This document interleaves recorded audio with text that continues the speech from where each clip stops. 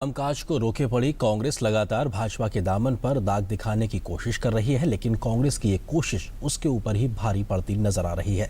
संसद में राज्यों से जुड़े मुद्दे उठाने के बाद अब भाजपा ने कांग्रेस पर पलटवार करना शुरू कर दिया है। भाजपा की इस आक्रामक मुद्रा के बाद कांग्रेस की स्थिति थोड़ी सी असहज जरूर हो गई है। संसद में लगातार सरकार और बीजेपी पर हमले कर रही कांग्रेस अब अपने ही बुने जाल में फंसती जा रही है। कांग्रेस के आरोपों पर बीजेपी ने नई रणनीति के तहत आक्रामक रुख अपनाते हुए उसको उसी के जाल में फंसा दिया है। बीजेपी ने न केवल हिमाचल प्रदेश के मुख्यमंत्री वीरभद्र सिंह पर भ्रष्टाचार के आरोप लगाए हैं, बल्कि संसद पर टिप्पणी को लेकर वाड्रा के खिलाफ सदन में मामला उठाया। सरकार की ओर से कांग्रेस पर हमला करने के लिए सामने आए केंद्रीय मंत्री रविशंकर प्रसाद। रविशंकर ने एक प्रेस कॉन्फ्रेंस में वीरभद्र सिंह पर भ्रष्टाचार के आरोप लगाते हुए साक्ष्य के तौर पर कुछ कागजात पेश किए। रविशंकर प्रसाद ने वीरभद्र सिंह पर स्कूटर से सेब ढोने, टैक्स चोरी और फार्म हाउस खरीद घोटाले में घूस लेने जैसे आरोप लगाए। पार्टी ने इस मामले में न केवल वीरभद्र का इस्तीफा मांगा, बल्कि सोनिया गांधी और राहुल गांधी से भी जवाब मांगा है। बीजेपी श्रीमती सोनिया गांधी और राहुल गांधी से एक सीधा सवाल करना चाहती है कि उनके एक भारी भरकम मुख्यमंत्री Shri Virbhadra Singh venture energy and technology private limited उसके पूरे प्रोजेक्ट को एक्सटेंशन देती है जो 8-9 साल से कैंसिल हो रहा है कैबिनेट के द्वारा।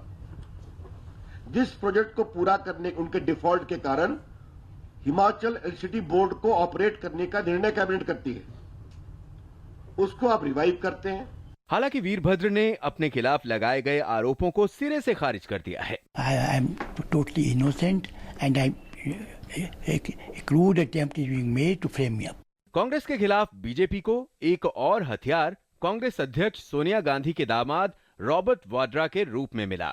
लोकसभा की कार्यवाही शुरू होते ही बीजेपी ने वाड्रा के मसले पर आक्रामक रुख अपनाया।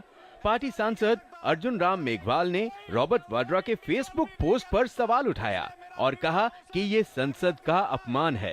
मैं ये कहना चाहता हूँ कि रॉबर्ट वाड्रा ने पार्लियामेंट में अटैक किया है अपने फेसबुक पे, और पार्लियामेंट के तो लोग हैं वो निकम्मे हो गए लीडर, और पार्लियामेंट के लोग कुछ नहीं करते।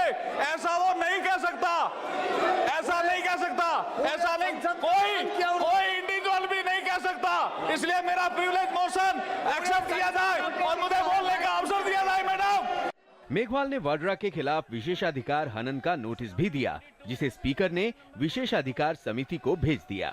दरअसल लगातार कांग्रेस की ओर से संसद ठप करने और आरोप लगाने के बाद बीजेपी की ओर से भी पलटवार का फैसला किया गया। इन दो मामलों के सामने आने के बाद कांग्रेस के खिलाफ आरोपों की फेहरिस्त लंबी होती जा रही है। पहले गोवा के पूर्व मुख्यमंत्री दिगंबर कामत पर जल विकास परियोजना के लिए 6 करोड़ की रिश्वत का खुलासा, फिर पूर्व मंत्री पीके थुंगन भ्रष्टाचार के मामले में दोषी साबित हुए। इसके अलावा पूर्व केंद्रीय मंत्री संतोष बागरोडिया के पासपोर्ट के मामले में भी कांग्रेस फंसती जा रही है। इसके बाद आया उत्तराखंड के सीएम हरीश रावत के पीएस का स्टिंग, जिसमें वो एक शराब कारोबारी से न केवल पैसे के लेन देन की बात कर रहे हैं, बल्कि पैसे ले भी रहे हैं। कुल मिलाकर एक के बाद एक तमाम नेताओं के खिलाफ भ्रष्टाचार और अनियमितता के मामले सामने आने के बाद कांग्रेस अब बैक फुट पर है। पार्लियामेंट टीम के साथ news night desk, DD news.